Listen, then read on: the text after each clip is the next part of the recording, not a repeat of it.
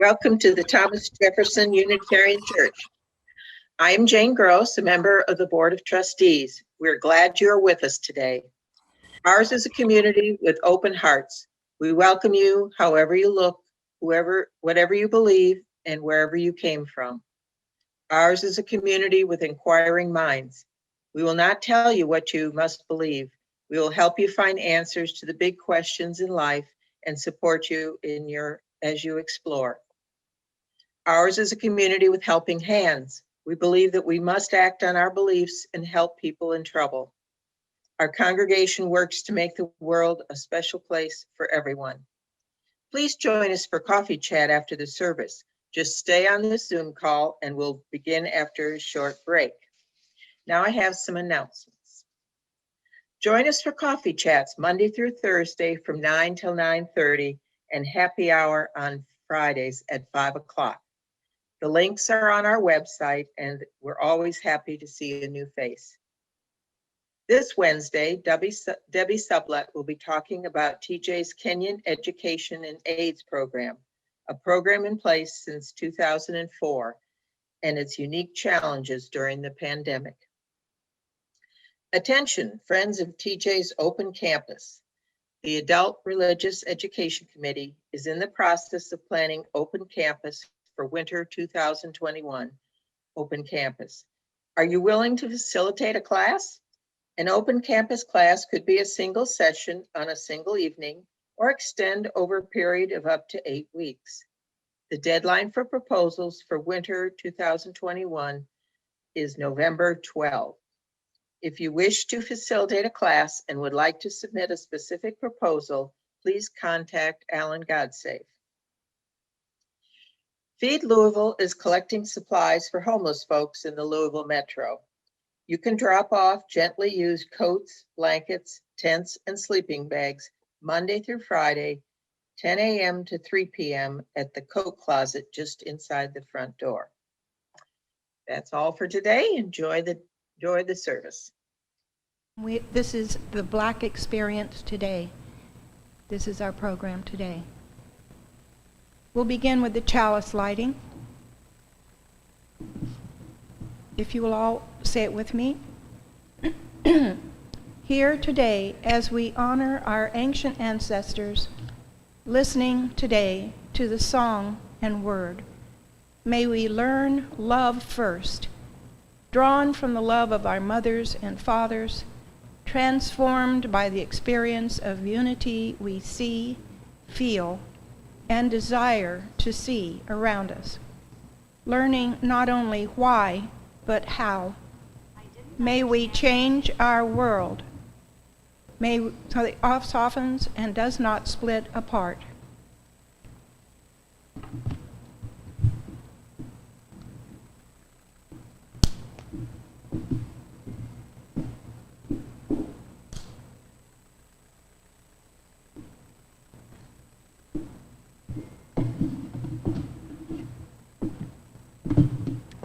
I'd like to introduce the artists that we have with us today. We have musicians, we have poets, and we have visual artists. First, I'd like to introduce the visual artist, Sandra Charles. If you'll come up, Sandra, and say a word. She is the one that has painted these beautiful paintings that are behind us on the podium. So, Sandra, just a word from you. Let me take off my mask here. First, I want to thank you, Jill, and thank you to Thomas Jefferson Unitarian Church for letting me share my artwork with you. I have brought with me 4 paintings from 3 of my series. The first one is the African Warrior Queen Project, and the title of that painting, the one that you saw at the beginning of the service, is The Queen of the Congo. I have 2 from the Reflection of Us series titled Reflections of Miss Lady and Reflections of Faith. And the last one is from the Wall series titled Your Wall, the Artist in Venice. Again, I want to thank the Thomas Jefferson Unitarian Church, and I want to thank Jill Baker for convincing me to bring my artwork here today. And I also want to thank y'all for supporting artists, especially Black artists in our community. Thank you. Thank you, Sandra. Sandra has had a show here at TJ, and we admire her work very much, along with many other artists that live here in Louisville. We have a large community of artists. The second person I want to introduce is Marjorie Marshall. And I have a beautiful fan that Marjorie has made. Marjorie is, she sings regularly at Letter Song and at Stevie Ray's Blues Bar. She says that she's retired, but she's come out of retirement one day for us. She's appeared on WHAS 11's Great Day Live. She was the Fort Knox Martin Luther King Day performer. She's the director of the Kentuckiana Blues Society, Incorporated, and is part of the Kentucky Music Heritage Museum Foundation. She's performed in Louisville, Kentucky, and many other places. Her musical mentor was Mary Ann Fisher, the first female singer to sing on stage with Ray Charles. She sings musical tributes to Fisher and wants to see Fisher's legacy honored in the Kentucky Music Heritage Museum. But best of all, she's a mother, a grandmother, and a great-grandmother. She's also the music director at Ebenezer Missionary Baptist Church here in Louisville. And thank you for these beautiful fans that she makes. Now I'd like to introduce Makalani. You will be hearing him later in the service. He is an award-winning poet. He's a resident of Lexington, Kentucky, but at the moment he's here in Louisville. He's an Affrilachian Poet and Cave Canem Fellow. He's also received fellowships from the Kentucky Arts Council, Malay Colony, and Vermont Studio Center. He's a graduate of the University of Notre Dame with a BA in the program of Liberal Studies, as well as a graduate of Shaw University with a Master of Divinity in Biblical Studies. He currently attends the University of Kentucky in pursuit of an MFA in creative writing. His work has been published widely and is in several anthologies. I'll mention African American the Review, Killen's Review of Arts and Letters, and those are just two of the many that he's in. His most recent work from his manuscript, Under the Aegis of a Winged Mind, which won the 2019 Autumn House Press Poetry Prize, is slated to be published in September of this year. It appears or is forthcoming in Prairie Schooner, Foundry, 32 Poems, and North American Review. His collection of poems, Hell Fightin', his only other full-length work, was published by Aquarius Press in 2011. And the last person that I want to introduce, who you will be hearing later, is David Cooper, our speaker. David Cooper is one of our own here at TJ. He is a professor who teaches composition and African American history at Jefferson Community and Technical College. He's frequently been recognized for his unique and innovative teaching methods. He's helped develop an integrated co-teaching course combining African American history and literature. He's earned a reputation as an energetic and creative instructor and is very dedicated to his students. He was selected as one of the only 2 recipients of the 2011 Acorn Award, which is an award given each year to outstanding instructors exhibiting excellence and commitment to students at Kentucky's public colleges and universities. You will be hearing from him later in the service as he speaks.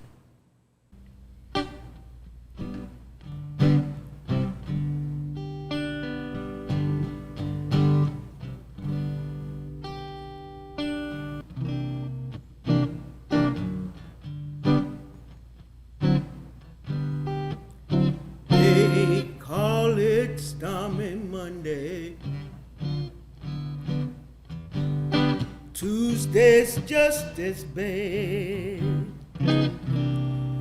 Call it stormy Monday. Tuesday's just as bad. Wednesday's worse. Thursday's oh so sad. The eagle flies on Friday. Saturday I go out and play. That old eagle flies on Friday. Saturday I go out and play. Sunday I go to church, kneel down on my knees and pray. I pray, Lord, have mercy. Lord, have mercy on me. Oh, Lord, Lord, Lord, Lord, have mercy. Have mercy on me. Lord, have mercy, my heart's in misery. I know what change is gonna come, change is gonna come someday. I know what change is gonna come, change is gonna come one day. We gotta pray, Lord, have mercy just for today. A change is gonna come, change is gonna come one day. Might come Monday, Tuesday, Wednesday, Thursday, Friday, Saturday, one day. Lord, have mercy, my heart's in misery. Change is gonna come, yes sir, change is gonna come one day.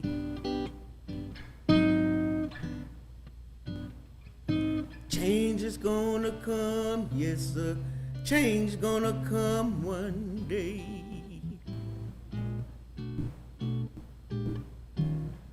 Lord, have mercy, hearts in misery.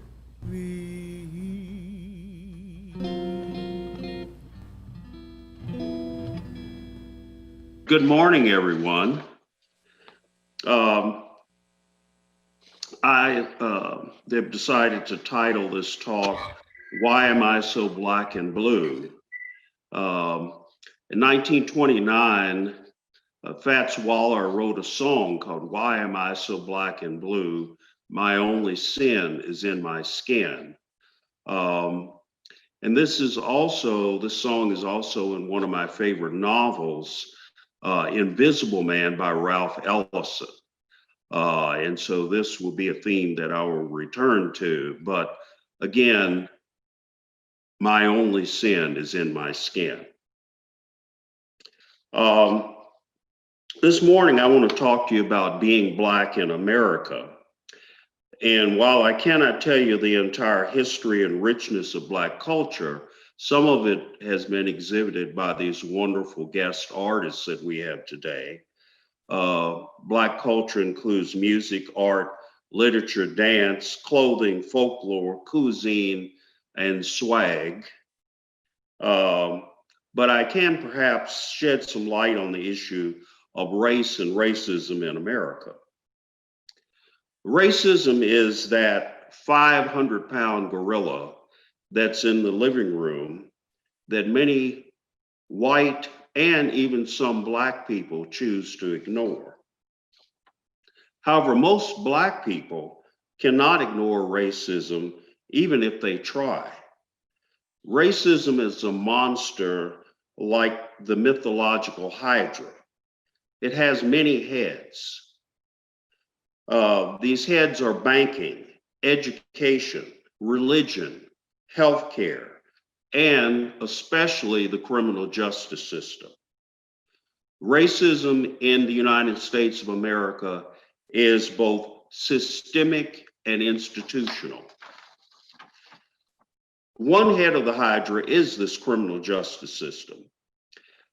Slavery ended in 1865, at least we had been taught that in school. But did slavery really end? After legal slavery ended in the passage of the 13th Amendment to the Constitution, convict leasing or peonage replaced slavery.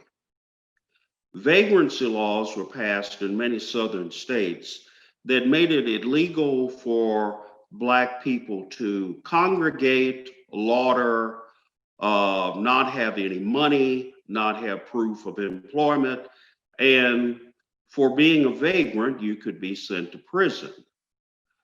The prisons leased the convicts to corporations and to businesses, and in turn made money on the convicts. Blacks received longer sentences for the same crimes that whites committed. And the justice system was just another way to control and suppress the newly freed slaves. The book and documentary, Slavery by Another Name, trace the history of this oppressive system. More recently, Michelle Alexander wrote a book in which she calls the prison system in America the new Jim Crow. A disproportionate number of Black and Latinx people are incarcerated. And as a result of being incarcerated, they lose all privileges and are essentially punished for life. And this includes that convicted felons lose their right to vote. You might remember the infamous case called the Central Park Five, in which 4 Black youth and 1 Latinx youth were accused of the brutal assault and rape of a white woman who was jogging in Central Park. They were all convicted. 4 of them were charged as juveniles because one had reached the age of 18. He was sent to prison and charged as an adult. Later, the real perpetrator of the crime confessed and his DNA matched. So it proved that these 4 young men were innocent. However, the current president of the United States, Donald Trump, took out a full-page ad in the New York Times calling for the reinstitution of the death penalty. And although these young men were proven innocent, he has not apologized for that move.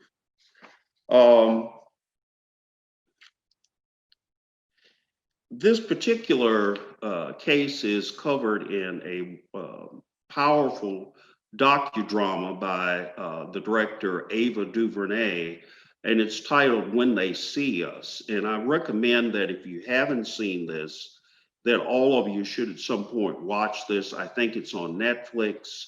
I warn you that it is very difficult watching what happens to these who are essentially 14 and 15-year-old children. In yesterday's Courier Journal, on page 3A, there was an article titled Michael Bush on Tense DEA Encounter. Michael Bush was a former NFL running back and former football star from the University of Louisville. He and his wife live in the West End. He has several dogs, and he was out walking his dogs, which is something that most of us would sort of take for granted. But while he was walking his dogs, he was surrounded by several men with guns who immediately told him to put his hands up. They were not in uniform. It turns out these were DEA agents. They required him to show identification, and then they told him that they were looking for a drug dealer who looked just like him. If he had resisted or protested, he would probably be dead today. They did later come back to his house and apologize to him. But this is something that happens all too often for Black and brown Americans. Some people wonder why we constantly say the phrase over and over again, Black Lives Matter. The fact that we have to say Black Lives Matter means that in the United States for so long, Black lives have not mattered. And we have to constantly call attention to this. We are aware of other cases in which innocent Black people were killed by the police. Here in Louisville, of course, we have the case of Breonna Taylor. In other parts of the country, we have the choking death of George Floyd, who was killed by the police. And in the case of Trayvon Martin in Florida, he was killed by an armed vigilante, put on trial, and acquitted for murder. In a documentary, The Talk, Race in America, and this is on PBS, Rosie Perez quoted statistics from the Washington Post. In 2016, 963 people were shot and killed by the police in the United States. Of these, 33% of those who were shot and killed were unarmed Black people. They were unarmed Black males. Black males represent only 6% of the national population. Also, brown people or Latinx people are victims of police violence.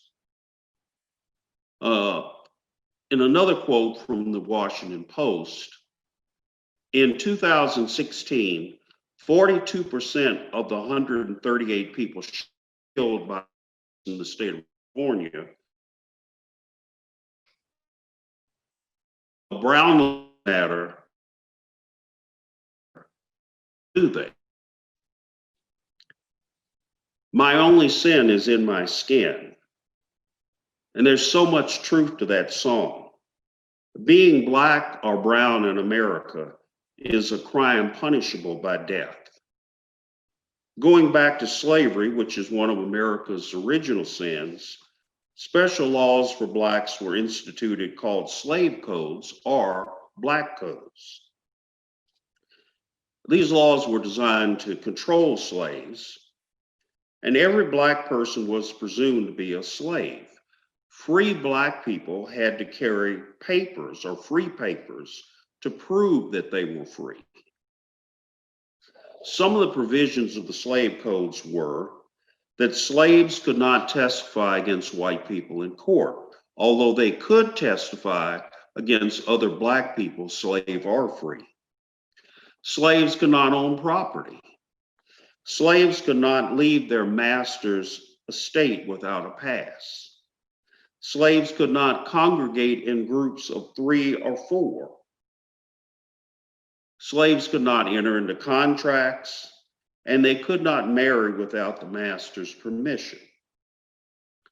They could not bear arms, so the Second Amendment was not written for Black people, and it was illegal to teach a slave to read or write in most Southern states. Today, Black people are often required to show identification to the police, not only as a driver of a car, but even as a passenger or as a pedestrian. We had an instance in Louisville where Reverend Kevin Cosby, who's the pastor of the largest Black church in the state of Kentucky, St. Stephen Baptist Church, was driving home. He and his wife had been to an event at the Kentucky Center for the Arts. They were returning home when they were stopped by the police. The police said that he had made an illegal turn. Not only did they ask for his identification, but they demanded to see his wife's identification. There was another instance of a young Black man who was coming home from work. He was driving his mother's car. He had never been arrested in his life. He had broken no law. The police stopped him supposedly for an illegal turn or not using his turn signal. They pulled him out of the car, handcuffed him,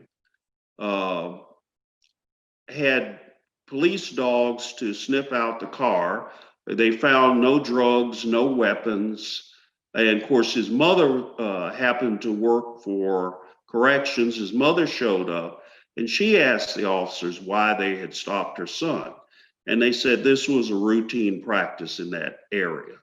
Of course, he was released and not charged. The family is suing the city of Louisville.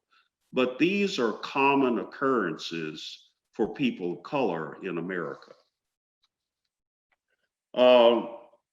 Another form of voter suppression is the requirement of a government-issued ID.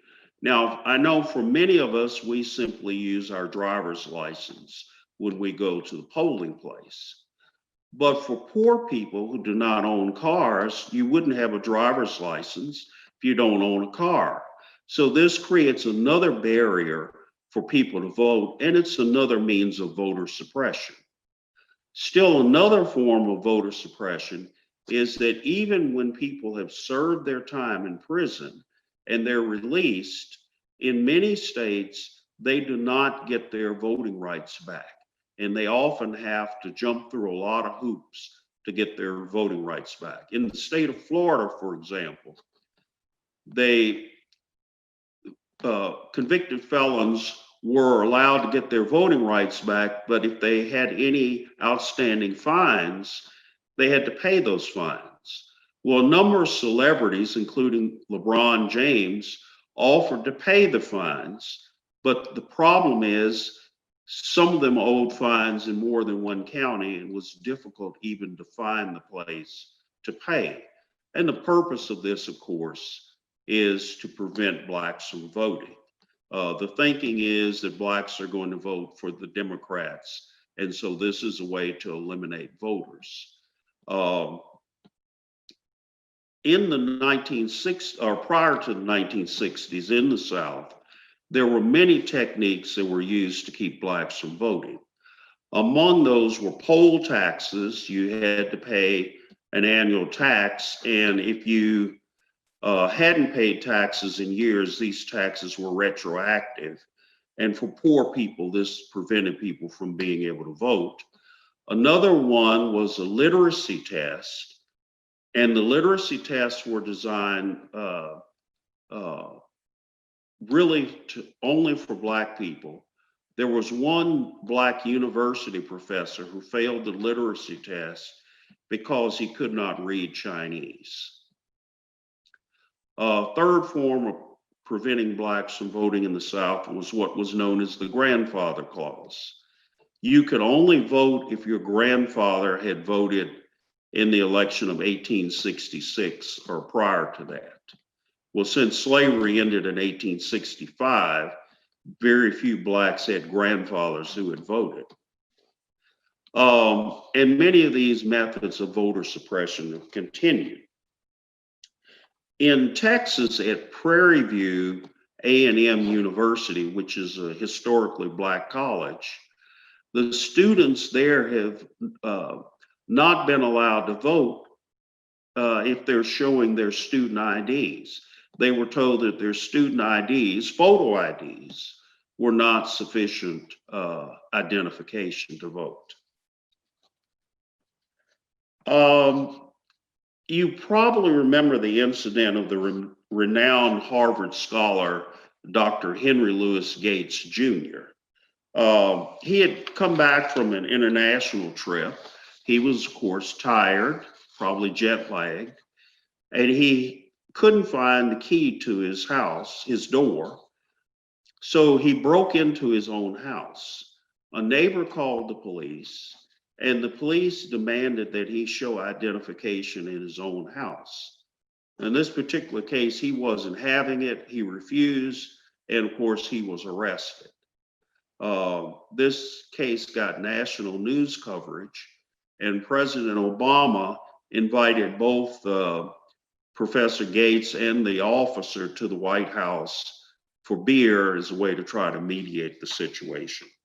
Now, of course, Cambridge is a small college town, and any police officer there should have known someone as famous as Henry Louis Gates. Many of you have probably seen him on PBS on the show Finding Your Roots. It is often illegal for Black people to drive, walk, sit, jog, run, or even wait in Starbucks. Michael Meeks, the brother of Kentucky legislator Reginald Meeks, has published a book called Driving While Black.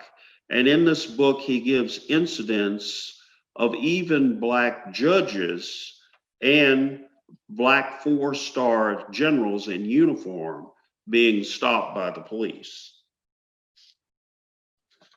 Often Blacks are stopped by the police not for speeding, not for driving under the influence, not for reckless driving, but for no other reason than they are Black.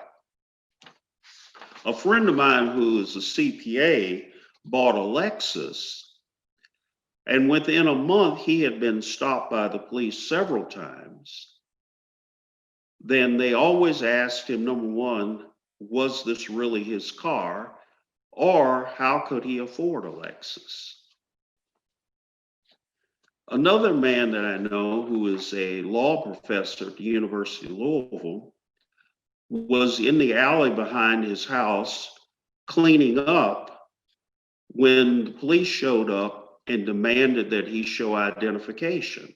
Well, one of his neighbors told the police that they said he lives there, that's his house. The police still demanded identification. He never received an apology from the police.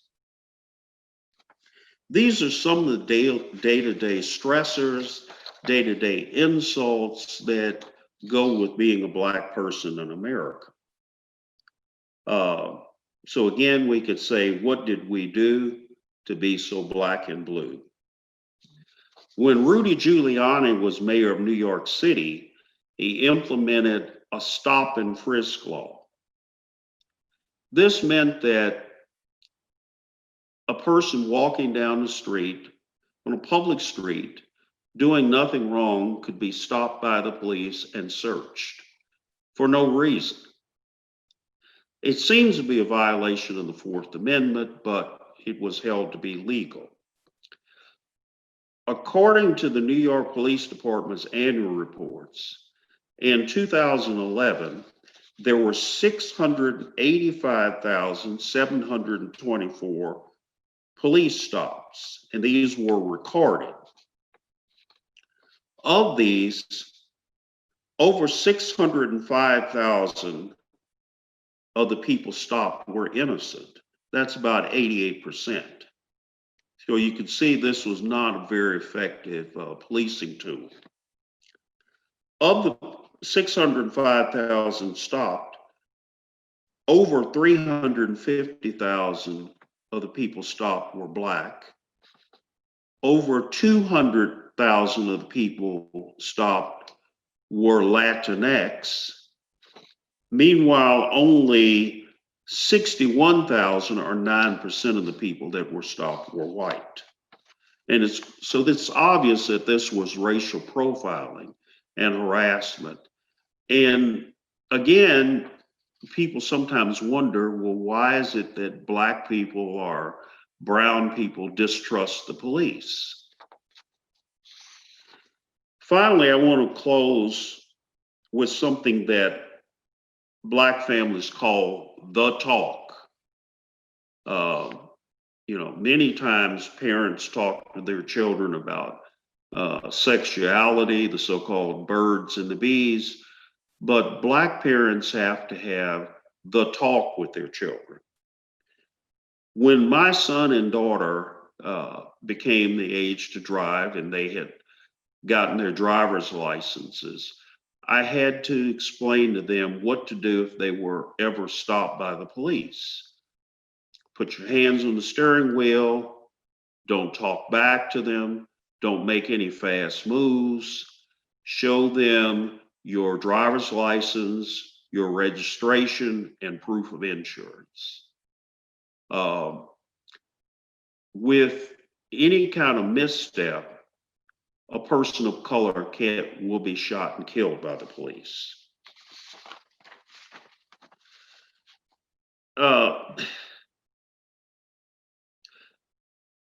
It seems that we have two types of justice in the United States. We have one for whites and another harsher system for people of color. We are one nation, divided, separate, and unequal. What did we do to be so black and blue? Thank you. Morning, almost afternoon, TJ.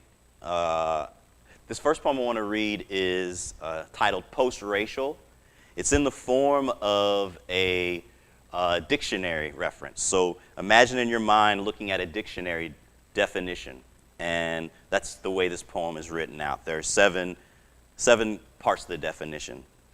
Post-racial, adjective, apparently a corruption of post, pissed, which may have been originally grape nuts, a cereal that contained neither grapes or nuts and pissed people off when they found out about it. And race, which has its origin from a drunken 18th century German philologist abusing himself after his wife had gone to bed. 1. Denoting the playing of Hail to the Chief as a tall, handsome mulatto walks on stage and all the white women think to themselves and swoon. 2. Of or relating to appropriation, i.e., a text from Gwyneth Paltrow reads, "What's up, my nigga?" 3. Inclined to avoid the inner city, as if it were oncoming traffic. I feel buck when I ride. I'm so post-racial. 4. Of or associated with a dead jaybird, his entrails red, white, and black escaping from his blue breast. 5. A. Vigilant in not seeing privilege, ahistorical. A post-racial society has no need for anachronistic affirmative action policies. B. Involving or making statements like, some of my best friends are black, and I never think of them as being black. C. Relating to or arising from the delusion that one is colorblind, when actually one doesn't see what is not white. 6A, bougie Oreo-y. Somebody must have forgot to tell Officer Dillhole here, I am post-racial, and this is a post-racial neighborhood of Boston. Quote from Henry Louis Gates. B, characterized by an exhaustion with being other, especially black. And 7, biology, of the phylum Certinus cookie sandwiches. I like to dip post-racial cookies in my milk. In the March for Peace, tell 'em I played the drum when I have to meet my day. Now in the crawl for justice, I help somebody run. In the race for the hungry, tell 'em I fed someone. In the March for Peace, tell 'em I played the drum when I have to meet my day.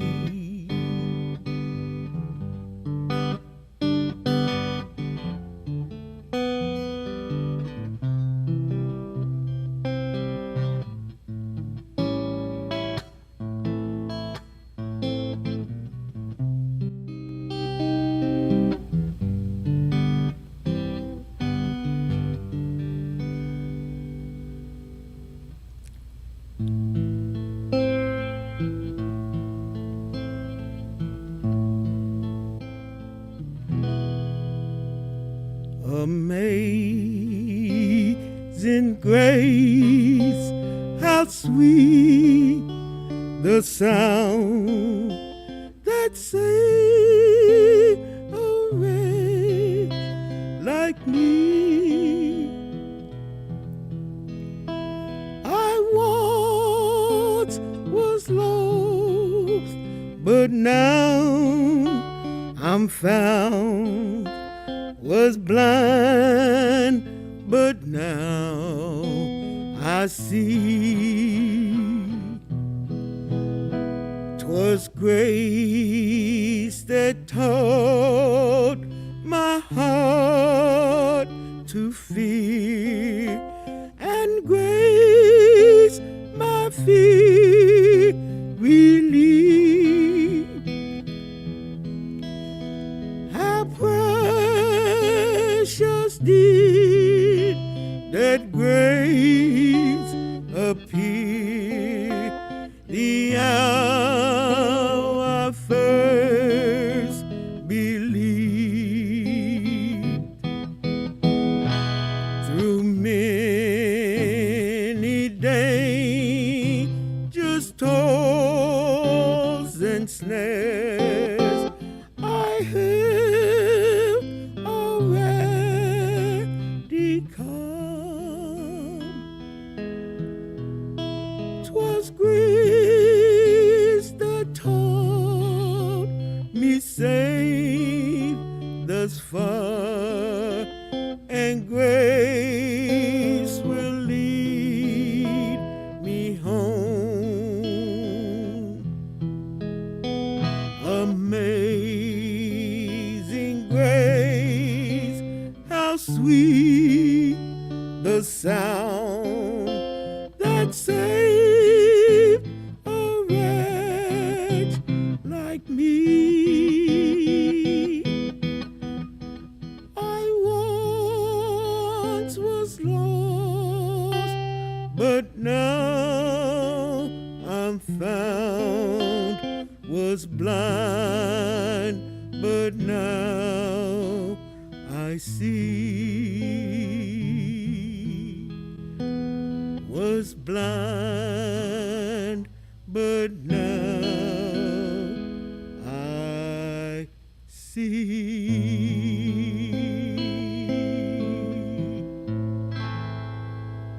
I want to close with this poem.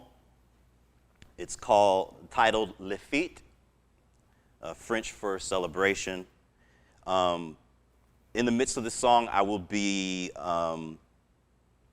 making there's a saying, I'm been taught in African drumming, learned under several teachers, Brother Shahid, Baba Kenyatta, and if you can say it, you can play it. So I'm going to mouth the sounds of the drum for a tune, an African tune, the Mandinka people, called cuckoo. So this is Lafit, which would have been, cuckoo would have been a rhythm that they would have played during a celebration, a marriage, circumcision, things like that. So it has two epigraphs. The first one is, to everything there is a season and a time to every purpose under heaven. Ecclesiastes 3:1. And then the second epigraph is from Eric Chari, who is a ethnomusicologist. The quality of music is judged not by the ability of the players, but by the success of the occasion as a social event. How good a time people had.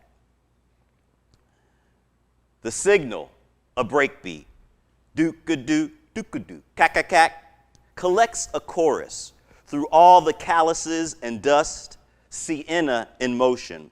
Doom-ka-doo, cack, doom-ka-doo, cack, doom-ka-doo, cack, runs parallel to thigh muscles, a relucent line between layers, like past incarnations, the same intensity of light emanating from any number of remote voices, overlaps to interlock. Doom-ka-doo, cack, prose breaks into meter. Forget in part, your part, but recall the whole history of the village in tingling tips of fingers, as if it was a dream, hands still percussing your pattern, the pattern. Gadoo cack, doom, gadoo cack, doom, gadoo cack, doom, gadoo cack. Do not take this out of context. There are no spectators in Balandugu or the bush. Come singly by twos or threes to the challenge, to enchant feet to beat the earth into song. Match step for tone, a hip shake for every high-pitched slap. Cack, cack, cack, cack, cack, cack, cack, goo, cack, cack, cack, cack, goo. Strengths, weaknesses exposed in individuals are masked in this consistory of echoes. A kinetic broom implicates the living, dead in the circle of the living. As identity, so old it smells of smelting minerals, pours from a Lenge Chalice orchestra like libation. Cack, cack, cack, cack, goo, doo, doo, doo, doo, cack, doo, doo, doo, doo, cack. Such an elegant diction and clear enunciation, even though everything is a little out of tune, as it should be. There is a time to fate and to cry out, a time to welcome the birth of ancestors and to marry villages, a time to thank the rains and to honor the sacred grove, a time to throw bones and to question the wind, a time to taste metal sharp in your mouth, and a time to cut back foreskin. How else do you keep time except with a djembe? There is no question after you cuckoo, simply consensus.